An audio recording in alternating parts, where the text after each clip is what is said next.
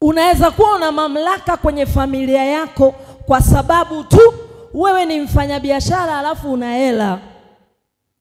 Ndio ukinyamazisha watu kwenye kikao cha familia wananyamaza. So adui anakuondoa kwenye nafasi ya kuwa mfanyabiashara kwa sababu anataka aondoe mamlaka juu yako. Bwana Yesu asifiwe. Ukiwa kwenye kikao cha familia ukiinua mkono unataka kuongea, wewe nyamaza, utatuambia nini? Kwa nini? Hauna kinachowafanya wakupe nafasi ya kuongea. Kwa nini? Adui ameondoa nafasi ndani yako. Adui ameondoa mamlaka juu yako. Kitu kingine, nafasi ya mtu imebeba utambulisho. Ndio kile nimekuambia, unaweza tembea barabarani hata kama mtu hajajitambulisha kwamba mimi ni polisi. Kwa kumuona tu unajua yule ni polisi. Hata kama mtoto hajajitambulisha yeye ni nani, kwa namna alivyovaa tu anakuambia yeye ni nani, yeye ni mwanafunzi. Bwana Yesu asifiwe. So adui huwa anaondoa watu kwenye nafasi ili ya kwamba watu wasijulikane, watu wasitambulike, watu wasiwe na mamlaka, watu wasiwe na nguvu, watu wasiwe na uwezo wa kufanya chochote, maana nafasi inayomfanya mtu awe na jina imeondoka. Ninapokufundisha juu ya nafasi, usiwaze tu kwamba mimi natafuta kuwa na cheo kazini. Maana kuna mwingine ushafika umri wa kustaafu, unataka nafasi ya kazini wapi? Huwezi kupata cheo. Bwana Yesu asifiwe. Ninapokuambia habari ya nafasi, ninataka uwaze zaidi ya kawaida, namna ambavyo nafasi ulionayo inaweza kufanya uheshimike ama udharaulike. Nafasi ulionayo inaweza kukupa nguvu ama ikakumaliza nguvu. Nafasi ulionayo inaweza ikakupa kibali ama ikakufanya ukataliwe. Bwana Yesu asifiwe. Haleluya. Kuna watu tunawaheshimu leo, lakini kwa hali ya kawaida ungekutana naye mtaani bila kuwa na nafasi yoyote, usingekaa uwaheshimu wala usingekaa uwasalimie. Lakini kwa sababu ya nafasi ambayo Mungu amemweka, unataka utamsalimia, hutaki utamsalimia, unataka utamheshimu, hutaki utamheshimu. Ni kwa nini? Ni kwa sababu ya nafasi. Adui alielewa kabisa, ama shetani alielewa kabisa, kwa namna ambavyo Adamu ana kibali mbele za Mungu, kwa namna ambavyo Adamu amekubalika na Mungu, ana neema kubwa. Njia pekee ya kumfanya Mungu amlaani ni kumtoa mahali ambako Mungu amemweka. Na ndio tunaona baada tu ya Adamu kukiuka maagizo aliyopewa na Mungu, badala ya kuwa rafiki wa Mungu, anatoka mbele za Mungu na laana badala ya baraka. Kumbe unaweza ukawa na nafasi, ile nafasi ikakufanya ustawi, ile nafasi ikakufanya uinuke, ile nafasi ikakufanya utambulike, ile nafasi ikakufanya uwe na mamlaka, ile nafasi ikakufanya uwe na jina, na ukitoka kwenye ile nafasi na jina lako linakufa.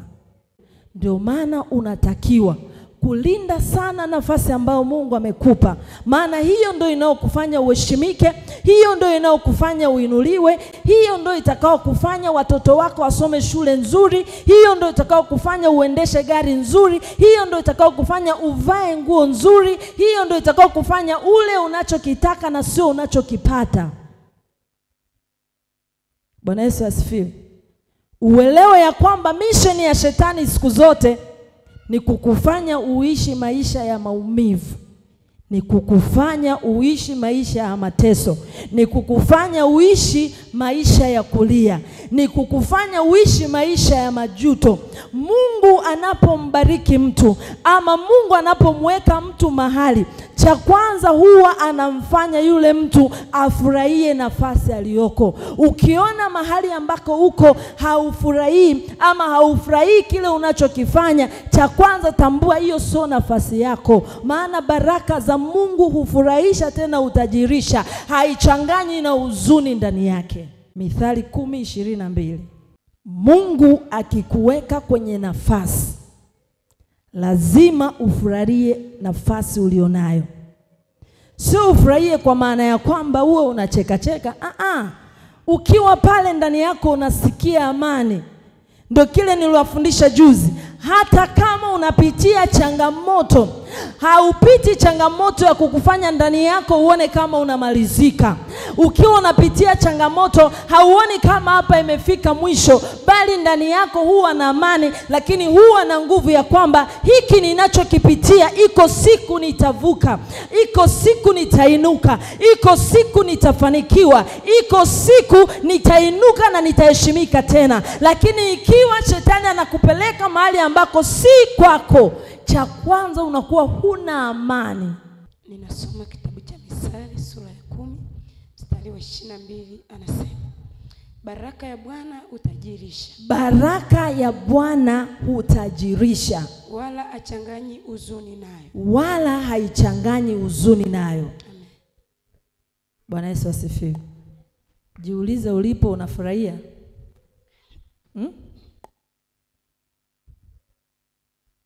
Ulikuwa kwenye ndoa nzuri, ukakutana na changamoto, akili ikakwambia achana na huyu mwanaume bwana, usiishi na mwanaume, ishi peke yako. Baada ya kutoka, ulipo unafurahia? Ikiwa ilikuwa ni mpango wa Mungu wewe utoke, kwa nini una huzuni ndani yako? Kwa nini una uchungu ndani yako? Kwa nini una maumivu ndani yako? Ulikuwa unafanya biashara nzuri, ukakutana na changamoto, akili ikakwambia achana na hii biashara, nenda kaajiriwe. Kwa nini kila siku ukiwa unaenda kazini unalia? Kwa nini kila wakati unapokuwa ofisini ukifokewa kidogo unasikia uchungu, wakati mwingine unasikia hasira?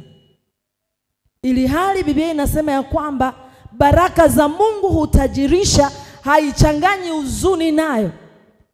Maana yake uliko sio mahali pako, ila ni shetani alikupeleka ili aweke huzuni na uchungu ndani yako. Ni mahali ambapo shetani alikupeleka ili aweke maumivu ndani yako. Siku moja nikawaambia, hakuna hata siku moja mtu aliwahi enda hospitali akafa, kisha ripoti ya daktari ikaandika amekufa kwa sababu shetani alimuua. Shetani huwa anatengeneza njia inayokufanya ufe peke yako. Na jamii yote ikiwa unajua umekufa kwa sababu ya kitu fulani, adui anataka kuua, adui anataka kumaliza maisha yako, anakuambia toka hapa. Ukitoka, ama anakutengenezea mazingira ya ushawishi yatakao kufanya utoke mahali ambako Mungu alikuweka, uende mahali pengine, alafu pale unapokwenda unaenda kuteseka ama kufa polepole kwa sababu ya pressure, stress, msongo wa mawazo na kila kitu, kwa sababu amekutoa mahali ambako kuna baraka zako, amekuweka mahali ambapo pana huzuni. Hivyo ukifa, watu watasema alikuwa na pressure, alikuwa na ugonjwa wa moyo, alikuwa na msongo wa mawazo, mara nyingi alikuwa analia, kazini walikuwa wanamsumbua. Lakini je, ilikuwa ni mpango wa Mungu ama ni mpango wa shetani ili akumalize? Inua tu mkono wako juu, sema kila nguvu na kila mamlaka ambazo adui anazitumia ili ya kwamba aniondoe kwenye nafasi yangu. Leo ni mwisho. Leo ni mwisho. Kwa jina la Yesu.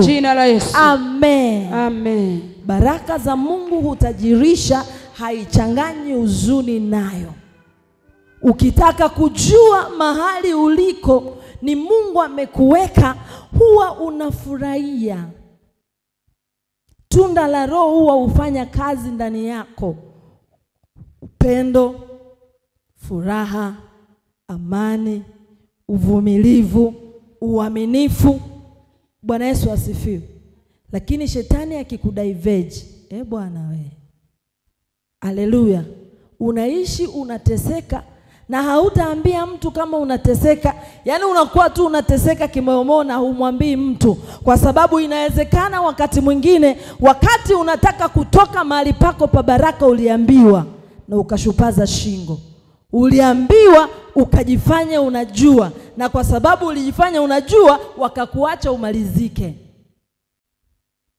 Bwana Yesu asifiwe. Haleluya. Sema leo ninakataa kila sauti za ushawishi wa kunitoa kwenye baraka zangu kwa jina la Yesu. Amen. Vitu ama mambo yanayosababisha mtu atoke kwenye nafasi yake. Cha kwanza juzi niliwaambia ni fursa bandia. Wengi hutolewa kwenye nafasi kwa sababu ya fursa bandia. Fursa ambazo zinakuja, na zile fursa zinapokuja zinakufarakanisha na Mungu. Unakuwa yamkini ulikuwa unafanya kazi sehemu fulani, akili inakwambia acha hii, nenda kajiajiri. Alafu unapoenda kujiajiri unajikuta unafanya kazi Jumatatu mpaka Jumapili, na hauna muda wa kufunga, hauna muda wa kuomba, hauna muda wa kumtafuta Mungu, hauna muda wa kufanya chochote. Kumbe ni fursa ambayo ilikuja kukutoa mahali pako pa baraka ili ukosane na Mungu kisha uteseke. Fursa bandia. Na ndio maana wale wafanyakazi ambao mnaachaga kazi kwa notes ya masaa 24, chunguza kwanza. Kaa tafakari. Hiyo sauti inayokuambia uandike barua uache kazi, ni ya Mungu kweli ama ni shetani anasema na wewe ili uteseke? Bwana Yesu asifiwe.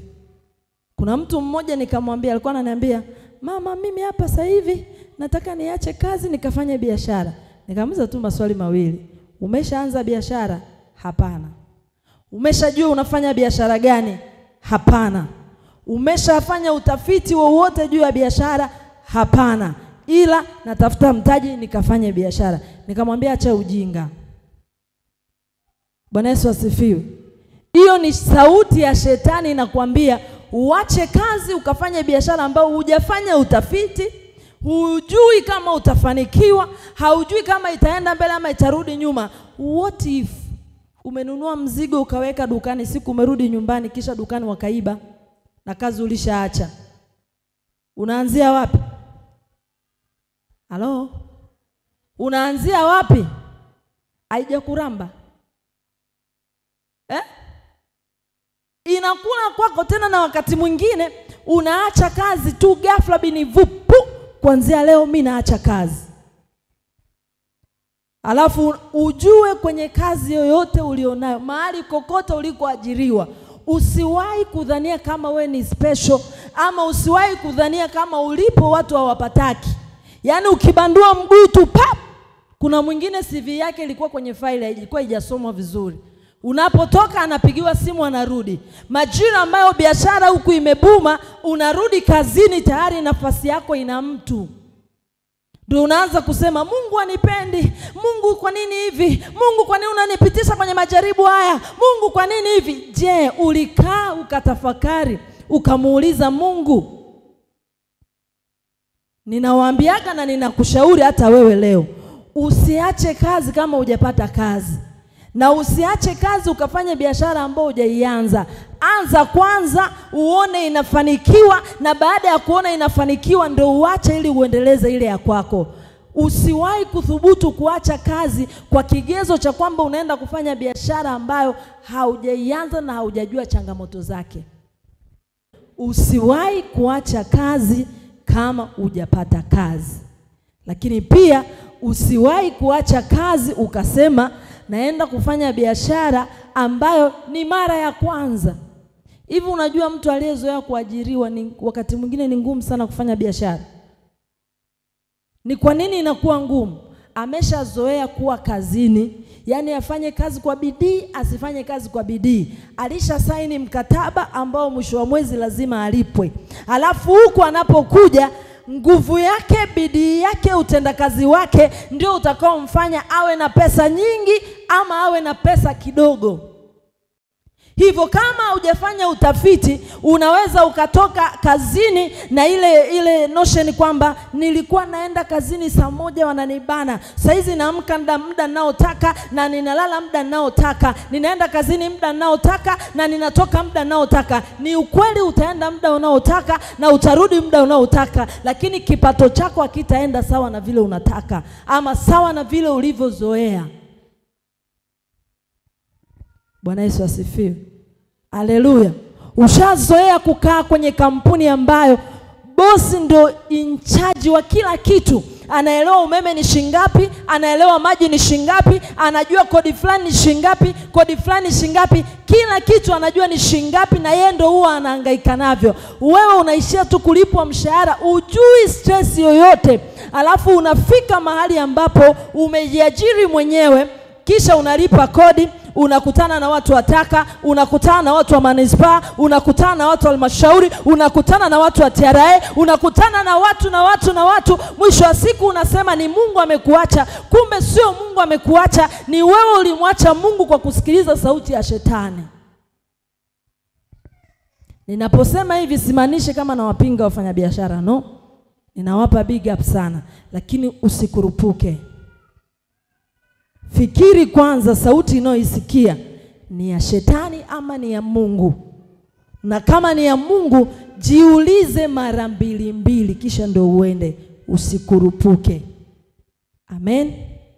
Kitu kingine kinafanya watu wanapoteza nafasi zao ni tamaa. Tamaa ni ile hali ya uhitaji wa ghafla kwa jambo fulani bila kuangalia lile jambo kwa undani wake. Tamaa ni ile hali au ni uhitaji wa jambo fulani ghafla bila kuangalia lile jambo kwa undani wake.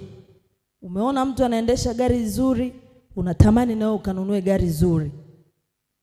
Umeona mtu anaishi kwa amani na ndoa yake, unatamani na wewe uolewe haraka uone kama utaishi vile. Umeona mtu anapeleka watoto wake shule vizuri, unatamani na wewe ufanye vile, upeleke watoto wako shule. Sikia nikwambie, kitu chochote kina gharama. Hakuna kitu chochote ambacho mtu anaweza kukipata bila gharama. So, kinachofanya kwa sababu ya tamaa mtu apoteze nafasi ni kwa sababu hajachunguza. Huyu anapeleka mtoto shule, analipa milioni 2. Anafanya kazi gani? Anajishughulisha na nini? Ana watu gani wanamsapoti? Yeye anabeba mtoto kutu ada milioni 2 kwa mwaka. Alafu kipato chake ni 400,000 kwa mwezi. Tamaa. Mwisho wa siku utaacha kufanya kilicho mapenzi ya Mungu, unaanza kuforce mambo. Ndio pale utatembea na mume wa mtu ili upate hela. Ndio pale utaenda kudanga ili upate hela. Ndio pale utaenda kufanya vitu ambavyo ni kinyume na mapenzi ya Mungu, na mwisho wa siku unatoka kwenye njia yako ya baraka, unaenda kwenye njia ya shetani. Unalaumu kwa nini hiki, kwa nini kile, lakini kumbe shida ni kwa sababu ya tamaa. Biblia yenyewe inasema usitamani. Miongoni mwa amri za Mungu usitamani. Kwa nini usitamani? Huwezi kuwa na kitu ambacho hujui gharama yake. Unatamani mke wa mtu, hujui mume wake alifunga siku ngapi ili ampate. Bwana Yesu asifiwe.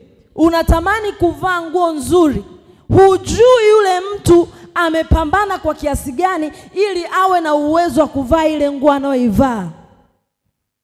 Ndio kwa sababu ya tamaa unaanza kuiba. Kwa sababu ya tamaa unaanza kusema uongo mradi tu upate cash. Ninaongelea hela maana pesa Biblia inasema ni jawabu la mambo yote. Ili uheshimike lazima uwe na hela. Ili watu wakupende lazima uwe na hela. Ili wakati mwingine uwe na nguvu lazima uwe na hela. Na hapa ndio shetani anawakamatia watu wengi. Kuna mabinti wengi leo wamepoteza utu wao, wamepoteza heshima zao, wamepoteza thamani zao, lakini ni kwa sababu tu ya tamaa ndogo ya pesa. Kuna mtu leo anaishi na mtoto asiye na baba, lakini chanzo ni tamaa ya chipsi kuku. Kuna mtu leo ameacha shule, amefukuzwa shule, lakini chanzo ni kwa sababu ya tamaa ya 10,000, akalala na mtu na akapata mimba, shule ikaishia pale. Kwa nini? Tamaa. Jiulize wewe, ni vingapi umevitamani vikakupoteza? Usiambie mtu, hiyo ni siri ya moyo wako. Bwana Yesu asifiwe. Haleluya.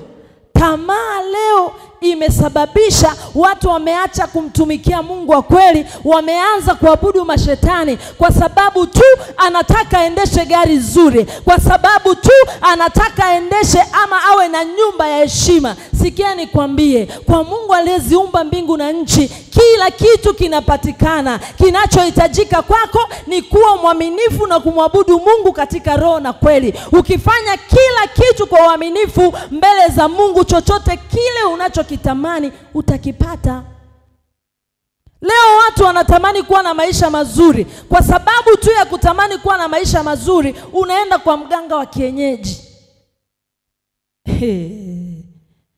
Na mganga ukienda kwake anakuangalia shepu yako, anakuambia kuna dawa nataka nikupe. Na hiyo dawa unatakiwa uje saa 6 usiku. Na unapofika hiyo saa 6 usiku, anakuambia ingia kwenye hiki chumba, lakini masharti ya kuingia kwenye hiki chumba, nguo zote unaziacha nje. Na wewe kweli na akili yako ilivyokuwa bogus na kichwa chako kilivyokuwa kibovu, unavua nguo zote, unaingia kwenye chumba, na anayekupa maelekezo ni mbabu, tena ni mzee. Haleluya. Unaenda kupata nini? Ulitamani tu kwa sababu ulimwona rafiki yako anavaa kiatu kizuri cha juu, na ukaambiwa haya mafanikio ndugu. Kuna babu mmoja hivi yuko pale Ngaramtoni kwa hivi. Na wewe ukasema kwa hivi tu, Ngaramtoni nauli ni shingapi? 700. 700 inikoseshe mimi kiatu cha juu? We, unatoka na 700 yako, na kwa mganga wa kienyeji hautaenda bila hela. Unaenda unatoa 20,000, unampa na mwili, na unatoka pale na majini mahaba, unatoka pale na umasikini, unatoka pale na kukataliwa, lakini chanzo ni tamaa. Mwingine siku tu ulienda kwa mganga wa kienyeji, ndipo pale maisha yako yalibadilika. Badala ya kubadilika yawe mazuri, yalibadilika ukaanza kukataliwa na kila mtu, mpaka watu wako wa karibu, mpaka wazazi waliokuweka tumboni miezi 9. Baba amekutoa kwenye viuno vyake, hakutaki. Kwa nini? Ulilala na mganga wa kienyeji. Wewe mwanaume mzima na ndevu zako, unaenda kulala na bibi mganga wa kienyeji. Unatafuta nini kama sio laana? Biblia inasema amelaaniwa amtegemeaye mwanadamu. Badala ya kumtegemea Mungu, umeenda kulala na mganga ili maisha yako afanikiwe. Na badala ya kufanikiwa, leo unaishi maisha ya kuteseka. Ninasimama hapa kama mwana wa nabii. Kila kiapo cha kipepo walikiweka ndani yako. Kila nguvu ya kipepo ilitengenezwa ndani yako, ikakutengenezea tamaa. Na ile tamaa leo inakufanya uteseke. Leo hiyo roho ya tamaa inaachia maisha yako kwa jina la Yesu. Hiyo roho ya tamaa inaachia watoto wako kwa jina la Yesu. Hiyo roho ya tamaa inaachia familia yako kwa jina la Yesu. Yes. Haleluya. Hakuna kitu kingine, ni tamaa tu ya maisha mazuri. Ni tamaa tu. Na mimi nataka nifanye biashara, na mimi nataka nivae dera la 25,000. Mimi nimetoka kuvaa vya 3,000. Mwingine anatamani smartphone. Mwambie smartphone. Anataka naye aingie TikTok, aingie Instagram, aingie WhatsApp, aingie Facebook. Haleluya. Anaachilia mwili apate smartphone. Sikia nikwambie, shetani asiharibu utu wako kwa sababu ya vitu vya kupita. Mimi nakwambia, ukipata ukimwi utazikwa, na hiyo simu iliyokufanya ukapata ukimwi wataigombania, wataigombea. Mimi nakwambia, utotunguo ambako tulikufanya ukapata ukimwi, watu watakuwa wanazigombania. Zile ambazo unaziheshimu wewe, unazivaa kwa heshima, unazifanya ni za mitoko. Mimi nakwambia utakuwa na chapalapo nazo lapa kule Samunge, lakini wewe ndio ulikuwa unafanya mtoko. Bwana Yesu asifiwe. Linda sana utu wako na ujiheshimu. Mpende Mungu ili ya kwamba baraka zote ambazo Mungu aliziahidi kwako zidumu maishani mwako. Usipoteze nafasi yako kwa sababu ya tamaa ndogo. Usipoteze thamani yako kwa sababu ya tamaa ya vitu vya kupita. Usipoteze nafasi yako wala usipoteze heshima yako kwa sababu ya vitu vidogo vidogo. Wanafunzi wengi leo wanaacha shule, lakini chanzo tu aliangalia tranga la mwenzake lina Blue Band, lina peanut butter, ana sabuni za unga, ana sabuni za vipande, ana sabuni za kuogea, akajipigia hesabu. Hivi mimi ni wakuja huku shule na jamaa peke yake? Tena jamaa yenyewe umepewa mche mmoja. Nikirudi likizo atanitambua. Kuna jirani mmoja alikuwa anamsalimia pale. Akirudi tu ndo anaenda kumbebisha. Hi bro. Bwana Yesu asifiwe. Haleluya. Unaharibu hatima yako ya shule, unaharibu hatima ya maisha yako kwa sababu tu ya kutamani upate pesa, ununue vitu ambavyo ukiwa navyo ufanikiwi na usipokuwa navyo ufanikiwi pia. Nani uliwahi kuona shuleni wakati wanasoma matokeo pale amepata division 1 wanaambatanisha, alikuwa na sabuni ya unga, alikuwa na sabuni ya kipande, alikuwa na peanut butter, alikuwa na wapi? Uliwahi kuona? Uliwahi kuona wapi?